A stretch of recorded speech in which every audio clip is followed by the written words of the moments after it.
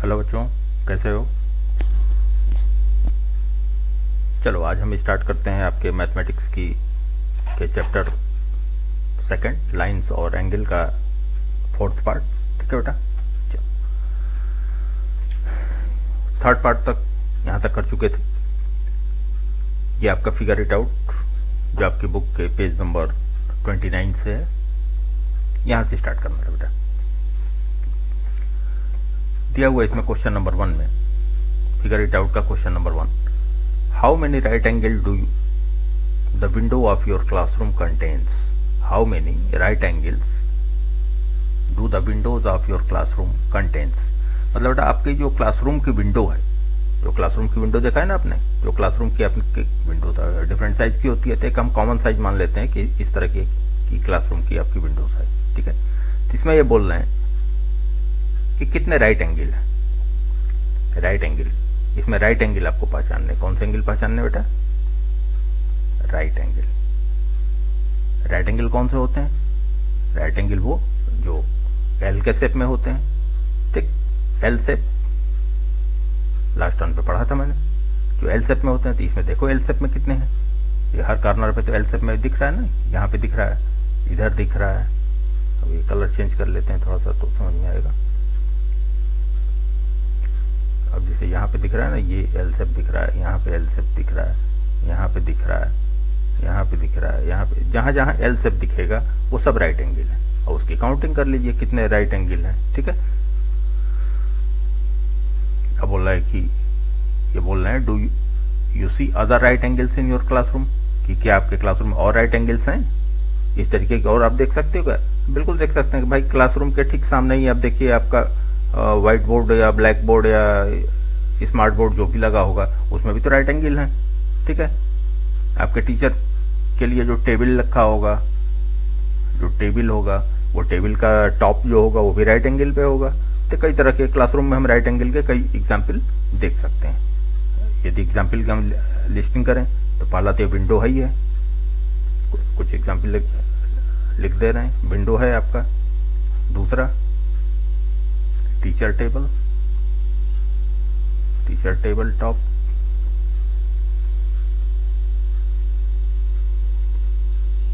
Smart board,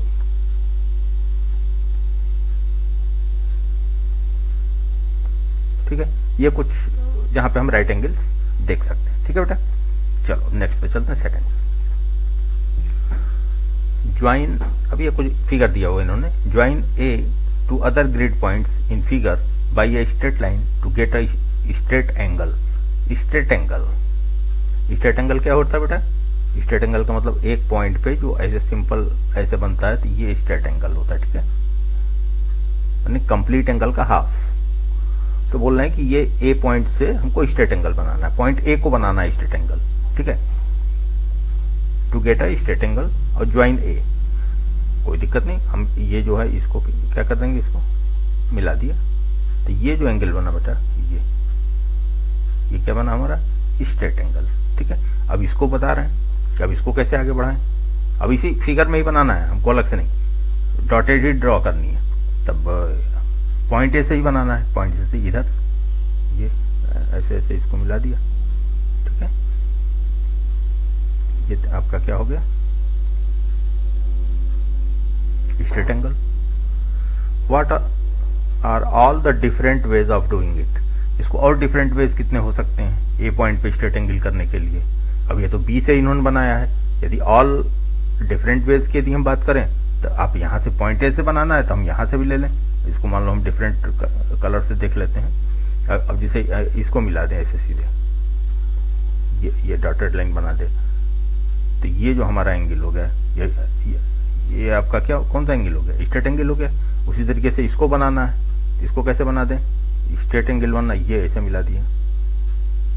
straight angle का मतलब straight line बननी है, जब स्ट्रेट लाइन बननी है तो ये एंगल जो बनेगा वो स्ट्रेट एंगल होगा। ठीक है, स्ट्रेट एंगल का मतलब कि एक पॉइंट ए है, मान लो ये पॉइंट ए है, और यहाँ पे एक स्ट्रेट लाइन ऐसे गई हुई है हमारी, उस पर न जाना, लाइन सीधी नहीं होती है। ये आप अपने कॉपी पे करोगे तो स्केल से करके लाइन सीधी रखना। ठीक है, ये बोर्ड पे थोड़ा सा पेन इधर उधर चलता है, इसलिए देखते हो राइटिंग भी गंदी बनती। ठीक है बेटा, ये दोनों फिगर में आपका हो जाएगा।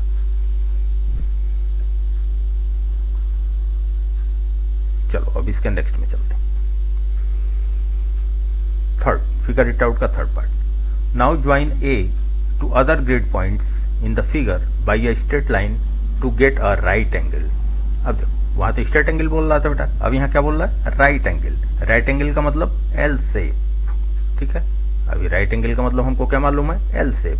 एल शेप अब यहाँ से बनाओ, एक पॉइंट पे बनाना है, बी पे नहीं बनाना है, ए को बनाना है। What are the different ways of doing it? देखो डिफरेंट वेज हम बना दे रहे हैं। एक तो ये हो गया, ये आपका एल शेप राइट एंगल हो गया। नीचे साइड में भी हम बना सकते हैं, नीचे साइड में दूसरे कलर से बना देते हैं। ये बना दिया, ये आपका राइट एंगल हो गया। ठीक है, ये फर्स्ट तरीके से बना दिया, सेकंड तरीके से बना दिया। उसी तरह इसमें भी राइट एंगल बनाना है। ये देखो, ये राइट एंगल हुआ। ए पे बनाना है, बी पे नहीं बनाना। उसी तरह इसको यदि यहाँ इसको कर दिया तो ये राइट एंगल हो गया। ठीक, एक तरीके से ये भी हम कर सकते हैं कि राइट एंगल जो है स्ट्रेट एंगल का हाफ होता है ना, स्ट्रेट एंगल का हाफ होता है। अब जैसे एक स्ट्रेट एंगल यहाँ ए पे बना रहे थे हम, यदि ऐसे यदि हम ए पे एक स्ट्रेट एंगल बना रहे हैं, ठीक है, ये स्ट्रेट एंगल बन रहा है, तो ये इसका यदि हम हाफ कर लेते हैं, इसके ऊपर एक खड़ी लाइन परपेंडिकुलर लाइन खींच देते हैं, तो ये हमारा राइट एंगल बन जाता है ना। एक एंगल ये बन जाता है, एक एंगल ये बन जाता है। तो बस यही दिमाग में रखना है कि भाई हमने राइट एंगल के लिए एक स्ट्रेट लाइन खींचा, ये क्या हमारा हाफ बन गया, एक इधर हाफ बन गया। ठीक है बेटा, कोई दिक्कत? चलो, ये तो हो गया थर्ड वाला। फोर्थ में देखते हैं। फोर्थ में क्या है? Get a slanting crease on the paper. Now try to get another crease that is perpendicular to the slanting crease. एक आपको पेपर ले लेना है, एक पेपर ले लिया हमने, ये एक्टिविटीज टाइप की है, एक पेपर हमने ले लिया। ठीक है, इस पेपर को लेकर के स्लैंटिंग क्रीज को ये क्रीज ऐसे बना दिया, मैंने पेपर को मैंने मोड़ दिया। यहाँ से मोड़ दिया तो उसमें एक लाइन पड़ जाती है ना, जैसे लाइन पड़ गई, फिर पेपर को ओपन कर दिया, खोल दिया, तो ये लाइन उसमें दिख रही है। अब ये बोल रहे हैं कि इसके जो ये लाइन दिख रही है, जो ये लाइन दिख रही है, इस लाइन के परपेंडिकुलर लाइन हमको खींचना है। कैसे खींचेंगे? स्लैंटिंग क्रीज ही बनानी है।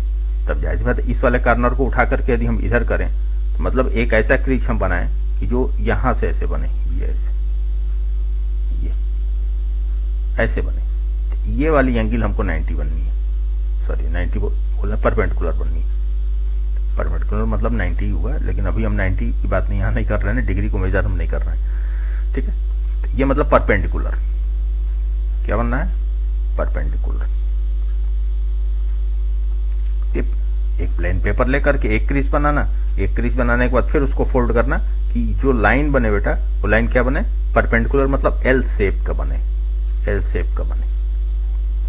ठीक है, बन जाएगा ही, वही करना है, बना देना। बनाने के बाद ये क्वेश्चन पूछ रहे हैं, जब ये आपने बना दिया तो ये क्वेश्चन पूछ रहे हैं, how many right angles do you have now. अब पूछ रहे हैं कि कितने राइट एंगल यहाँ बने। तो ये तो वही वाली बात हुई कि एक राइट एंगल, एक स्ट्रेट लाइन तो ये है ही है। एक स्ट्रेट लाइन को यदि एक स्ट्रेट लाइन से यदि हम ये कर रहे हैं और यहाँ पे ये राइट एल से बन रहा है, राइट एंगल हमारा बन रहा है, तो एक पॉइंट पे कितने राइट एंगल बनेंगे? 1 2 3 एंड 4 राइट एंगल बनेंगे हमारे। ठीक है, कितने राइट एंगल बनेंगे? 4 बनेंगे। Justify why the angles are exact right angles. और जस्टिफाई करो क्योंकि ये परपेंडिकुलर लाइन्स हैं, परपेंडिकुलर लाइन्स हैं, और एक स्ट्रेट लाइन को यदि 2 बराबर उसमें डिवाइड करेंगे परपेंडिकुलर लाइन से तो 2 राइट एंगल बनती है। ये हम पहले पढ़ चुके हैं। एक यदि स्ट्रेट एंगल बना हुआ है ऐसे, और इसको यदि हम ऐसे परपेंडिकुलर से डिवाइड कर रहे हैं तो ये 2 राइट एंगल बनती है। एक इधर बनता है और एक इधर बनता है, ये तो हम पहले पढ़ ही चुके हैं। ठीक है बेटा, ये बोला हाउ मेनी, हमने बता दिया हाउ मेनी। बी वाला part, describe how you folded the paper so that any other person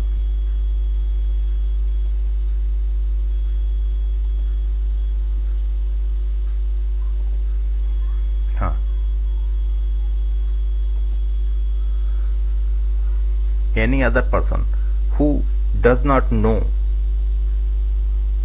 the process can simplify follow your description to get the right angle. और जैसे जैसे आपने बनाया, मान लीजिए कोई आदमी नहीं जान रहा है कैसे आपने बनाया, तो जो प्रोसेस आपने यहाँ बेटा फॉलो किया है, जिस तरीके से बनाया कि पेपर को एक स्लैंटिंग क्रीज आपने पहले एक बनाया, फिर इधर से देख के एल शेप के लिए एक करते हुए दूसरी स्लैंटिंग क्रीज बना दिया पेपर पे। ठीक है, तो ये प्रैक्टिकली करके तो इस प्रोसेस को हमको ऑन पेपर क्या करना है, यहाँ पे अपनी कॉपी पे लिख देना है। ठीक है, ये एक्टिविटी इसके लिए है, इसको एक्टिविटी में रखिएगा।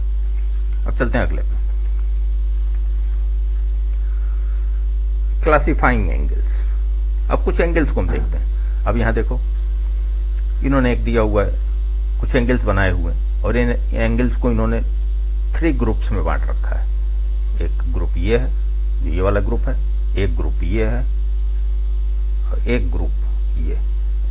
तो ये वाला तो इसे तुम पहचानते हैं, ये वाला ग्रुप जो है, ये कौन सा है बेटा, राइट एंगल, क्योंकि ये एंगल किस शेप में है, एल शेप में। ठीक है, तो जो एल शेप वाले एंगल होते हैं उनको हम क्या बोलते हैं, राइट एंगल। ठीक है, तो ये आपके राइट एंगल्स हो गए। लेकिन ये और ये थोड़े से अजीब टाइप के दोनों हैं। ये जो एंगल बने हैं, ये देखो नुकीले टाइप के बने हैं ना, ये नुकीले टाइप के एंगल बने हैं। ये भी देखो, ये नुकीले टाइप का बना है, ये भी मतलब शार्प टाइप का, ये नुकीला टाइप, ये नुकीला, ये नुकीला, ये अलग टाइप के। तो ये जो नुकीले टाइप के एंगल होते हैं बेटा, जिसमें एक पॉइंटर, जिसमें पॉइंट बना होता है, इनको हम बोलते हैं एक्यूट एंगल। क्या बोलते हैं, एक्यूट एंगल। ये राइट एंगल से छोटे होते हैं, ये होते हैं लेस देन राइट एंगल। ठीक है, ये राइट एंगल से छोटे होते हैं। और ये जो फैले हुए हैं, जिनका मुंह ऐसे फैला हुआ दिख रहा है, जैसे कि ये एंगल हुआ, ये इसका मुंह फैला हुआ दिख रहा है, दोनों बाहें एकदम फैली हुई दिख रही है। ये देखो, ये फैला हुआ दिख रहा है, यहाँ देखो फैला हुआ दिख रहा है, ये देखो ये फैला हुआ दिख रहा है, यहाँ एंगल फैला हुआ दिख रहा है, ये फैला हुआ दिख रहा है, यहाँ ये तो उसका बॉर्डर है, ये सारे एंगल फैले हुए दिख रहे हैं। ठीक है, ये तो राइट एंगल ही है ना, इसको नहीं, ये तो राइट एंगल ही, इसकी नहीं बात हो रही है, तो फिगर का बॉर्डर है। तो ये जो फैले हुए आर्म्स वाले हैं, इनको बेटा हम बोलते हैं कौन से एंगल, ऑब्ट्यूज एंगल। और ये जो ऑब्ट्यूज एंगल होते हैं, ये ग्रेटर होते हैं, ग्रेटर देन राइट एंगल। ठीक है, ये राइट एंगल से बड़े होते हैं, ग्रेटर होते हैं। ठीक है ना, मतलब राइट एंगल से यदि छोटे एंगल हैं तो उनको हम एक्यूट एंगल बोलते हैं, वो नुकीले टाइप के दिखते हैं। और जो यदि राइट एंगल से बड़े हैं, जिनके आर्म्स फैले हुए दिख रहे हैं, एल शेप से बड़े हैं, उनको हम ऑब्ट्यूज एंगल बोलते हैं। ठीक है, एक इसको याद कर लेना है कि ये एक्यूट एंगल्स और ये बेटा ऑब्ट्यूज एंगल्स, इनका नेम याद कर लेना है। इनके मुंह कम खुले होते हैं, इनके मुंह ज्यादा खुले होते हैं। ये नुकीले टाइप के होते हैं, शार्प, ये थोड़े से कम शार्प होते हैं। ठीक है, अब नेक्स्ट उस पे आते हैं, कुछ क्वेश्चन करते हैं, figure it out.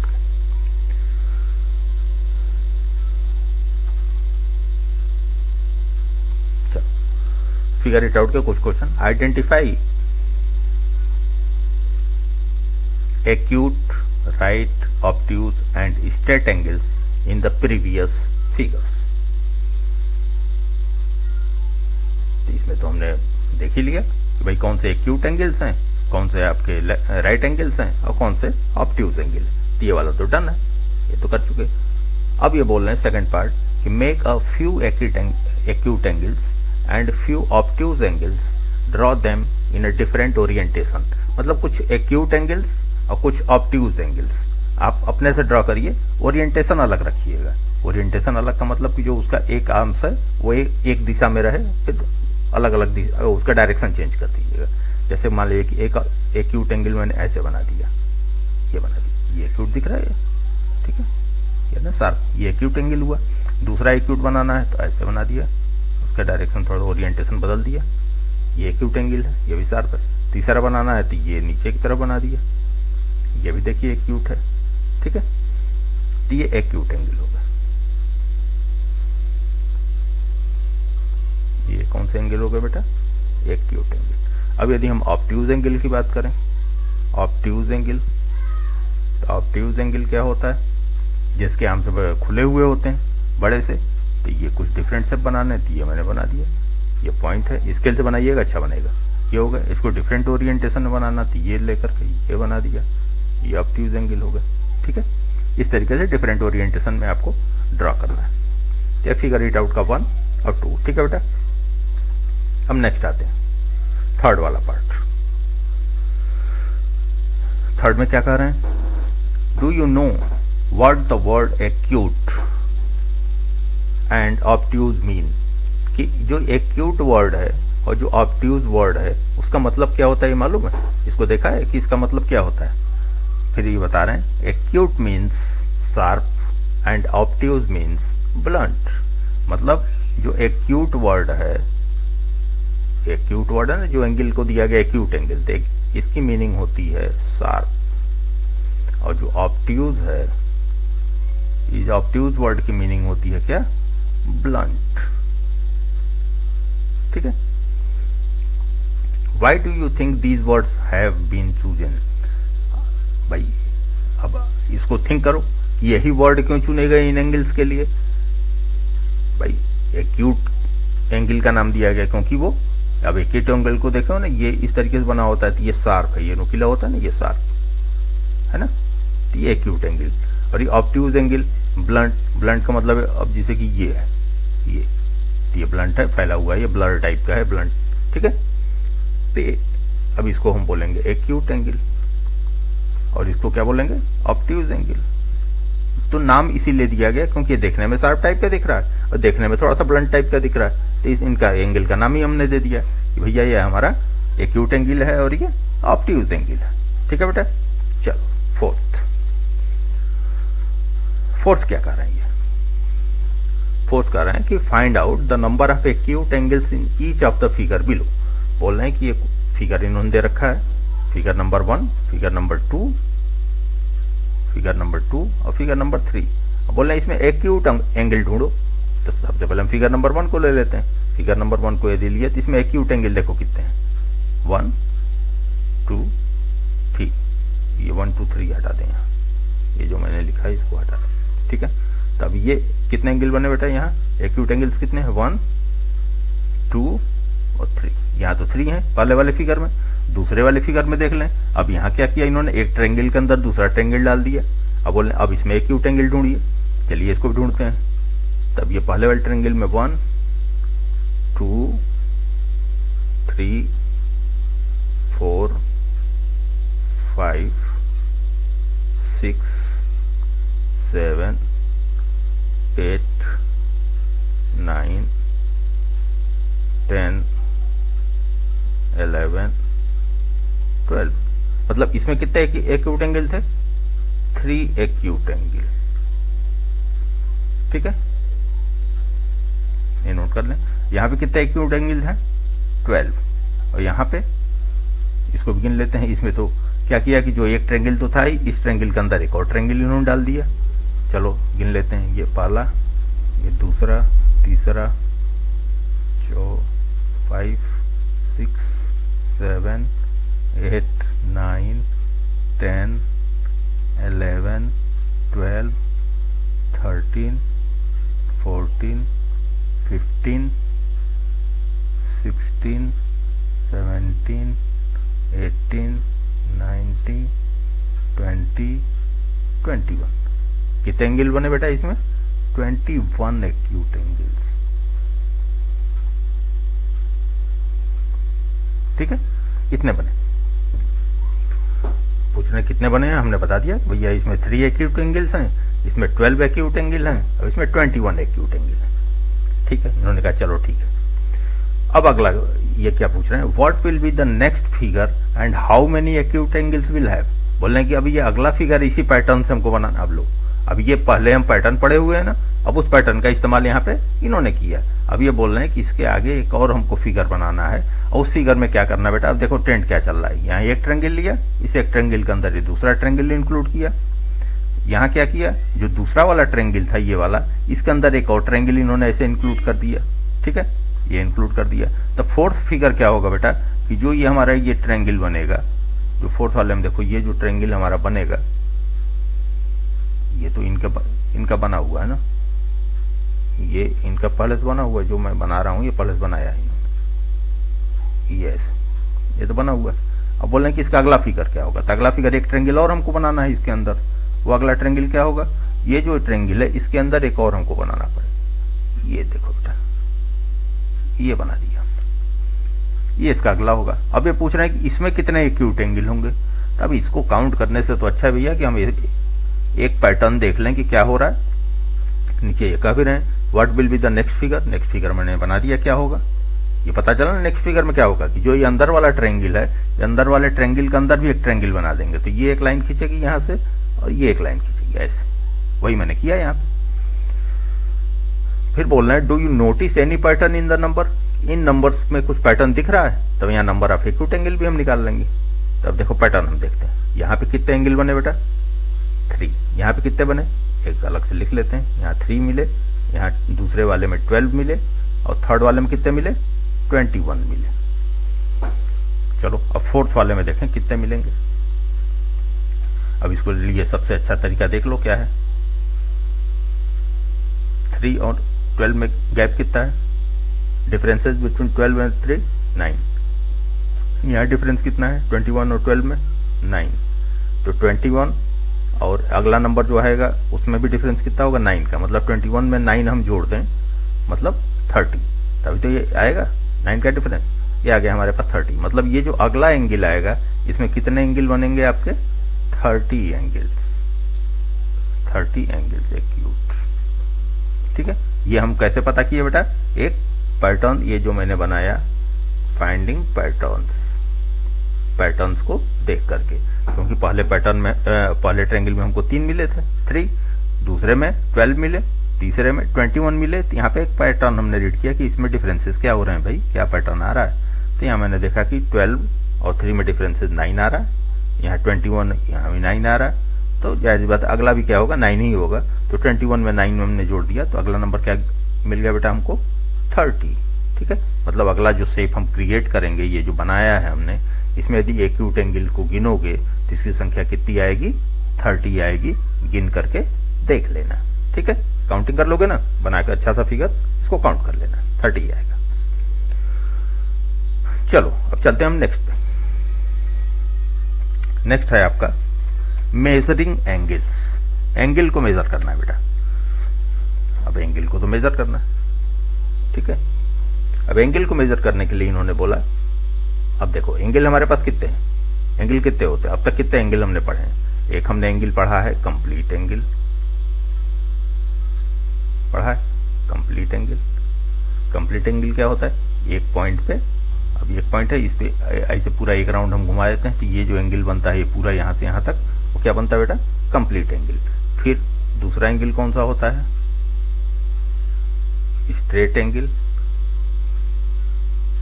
Straight angle क्या होता है, एक लाइन पे जो ये होता है यहां से यहां तक एंगल बनती है, ये स्ट्रेट एंगल होती है। मतलब ये तो कंप्लीट फुल हुई और ये इसकी हाफ होती है, half turn, half of the complete angle. इसको हम बोल सकते हैं कि क्या है, हाफ ऑफ कंप्लीट एंगल बोल सकते हैं ना। अब तीसरा हमारा कौन सा होता है, राइट एंगल। तीसरा है राइट एंगल। राइट एंगल क्या होता है कि इसमें यदि हम एक लाइन ऐसे खींच दें स्ट्रेट वाले में, तो ये हमारे 4 राइट एंगल बन जाते हैं। फोर्थ मतलब इसको बोलते हैं राइट एंगल को quarter of the full angle, quarter of complete angle. ठीक है, ये हो गया बेटा क्या, quarter of the complete angle. तो इन्होंने कहा कि जो ये कंप्लीट एंगल है, इस कंप्लीट एंगल को इन्होंने फुल मेजर किया कि भैया ये कंप्लीट एंगल को हम पूरा मान लेते हैं कि ये 360 डिग्री है, 360 डिग्री है। अब ये क्वेश्चन तो आ रहा है मैथमेटिक्स से कि इसको 360 ही क्यों माना गया, तो इसके लिए कोई पर्टिकुलर आंसर नहीं मिल पाया है, लेकिन और ये पूछा भी नहीं जाएगा आपसे। तो ये 360 भाई जो नंबर ऑफ डेज हैं वो लगभग 365 हैं, number of week, number of hour, इन सबसे मिला जुला के कुछ एक टर्म लिया गया। तो ये मानते हैं कि ये जो राउंड है, ये फुल राउंड पे कितने डिग्री का एंगल बनता है बेटा? 360 का। ठीक है, मतलब ये जो एंगल यहाँ से लेके यहाँ तक का बना, यहाँ पे वो कितने डिग्री का बना? 360। तो जो एंगल मेजरमेंट का तरीका होता है, कोई भी एंगल लिखा जाता है और एंगल के ऊपर ये एक छोटा सा वो बना देते हैं और इसको हम क्या बोलते हैं? डिग्री। क्या बोलते हैं? डिग्री। तो अब एंगल का मेजरमेंट का यूनिट क्या हो गया? डिग्री। तब हम इसको बोलेंगे 360 डिग्री।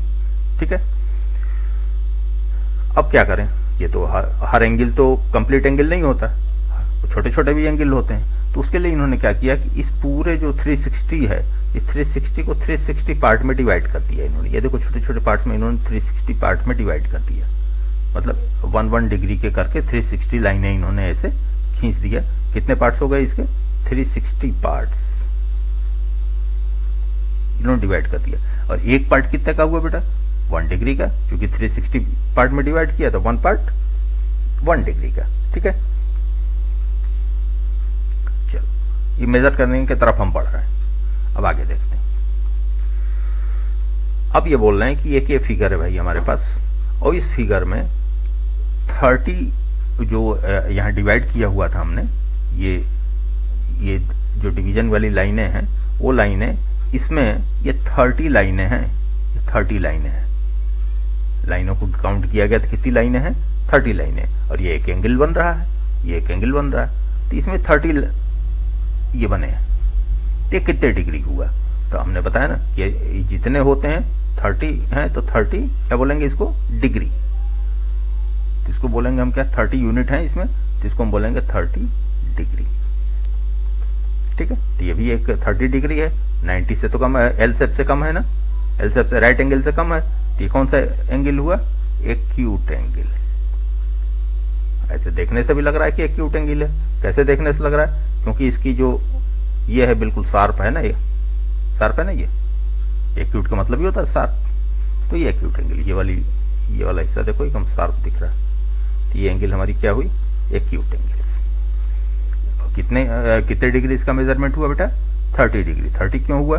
क्योंकि जो ये लाइन हमने 360 डिवाइड किया था, जब इससे हम देख रहे हैं तो ये खुद बता रहे हैं कि यहाँ ये 30 यूनिट है, 30 लाइनें हैं, इसलिए हमने कहा कि 30 डिग्री है। ठीक है, it contains 30 unit of first 1 degree angle, so we say that it's angle measure is 30 degree. ठीक है, जो मैंने अभी आपको समझाया। चलिए अगले में आते हैं। कुछ डिफरेंट वो दिए गए हैं, मेजर ऑफ डिफरेंट एंगल्स। अब इनको मेजर करते हैं। अभी एक पॉइंट है, अभी इस एक पॉइंट पे बेटा ये यदि कंप्लीट एंगल यदि यहां से यहां तक बन रहा है, तो इसको हम कौन सा एंगल बोलते हैं? कंप्लीट एंगल्स बोलते हैं, कंप्लीट एंगल। अब ये देखिए एक पॉइंट पे ये हाफ बन रहा है, तो इसको कौन सा एंगल बोलते हैं? इसका नाप कितना होगा? ये तो कंप्लीट है, तो 360। इसका मेजरमेंट कितना हो गया? 360 डिग्री। ये हाफ में है, हाफ में है तो 360 का हाफ। स्ट्रेट एंगल कौन सा एंगल है? Straight angle. और 360 का हाफ होगा तो 360 और 360 का डिवाइड बाई 2, तो कितने डिग्री होगा बेटा? 180 डिग्री। उसी तरह ये एल शेप वाला, एल शेप वाले को यदि हम बढ़ा करके यहाँ से इसे देख लें ऐसे, तो ये तो क्वार्टर है। क्वार्टर का मतलब 360 का फोर्थ, तो कितना आया? 90 डिग्री। तो ये वाला एंगल कितना हुआ? 90 डिग्री। और इसको हम क्या बोलते हैं बेटा? Right angle. कौन सा एंगल बोलेंगे? Right angle. ठीक है, ये। और इसमें यदि हम लाइन, वो जो ये पिछली लाइन हमने बनाई थी यहाँ पर, ये 360 वाली, यदि उसके हिसाब से यदि हम देखें तो यहाँ जो लाइनें देखोगे ऐसे ऐसे ऐसे ऐसे जो लाइनें ऐसे खींच के आएंगी ऐसे ऐसे यहाँ से यहाँ तक, इन लाइनों के यदि हम काउंट करेंगे तो कितने यूनिट आएंगी? 90 यूनिट्स। इसीलिए इसको हम क्या बोलेंगे? 90 डिग्री। क्या लिखेंगे? 90 डिग्री। ठीक है बेटा, ये मेजरमेंट समझ में आया? चलो अब आगे देखते हैं।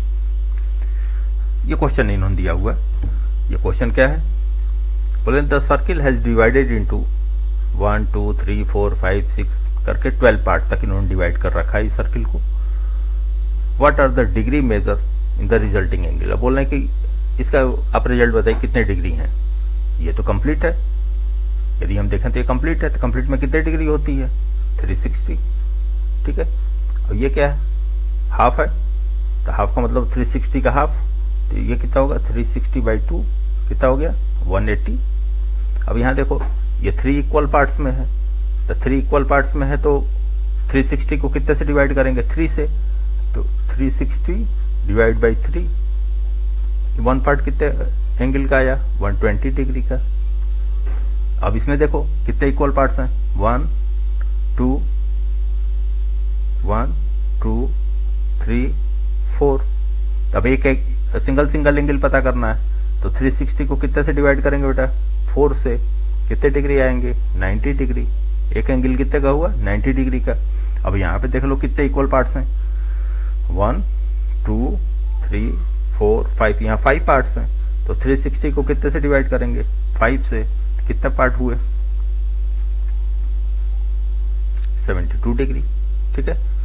अब इसमें आ जाओ कितने पार्ट हैं 1 2 3 4 5 6, जिसको कितना से करेंगे 360 कितने से डिवाइड करेंगे 6 से, कितना हो गया बेटा 60 डिग्री। मतलब एक एंगल इसमें कितने का होगा 60 डिग्री का।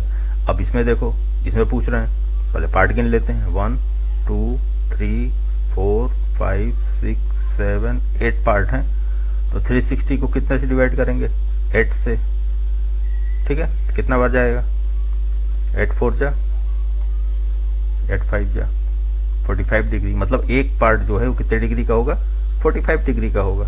इसमें 1 2 3 4 5 6 7 8 9 है, तो 360 को कितने से डिवाइड किया 9 से, तो एक पार्ट कितने का होगा बेटा 40 डिग्री का होगा।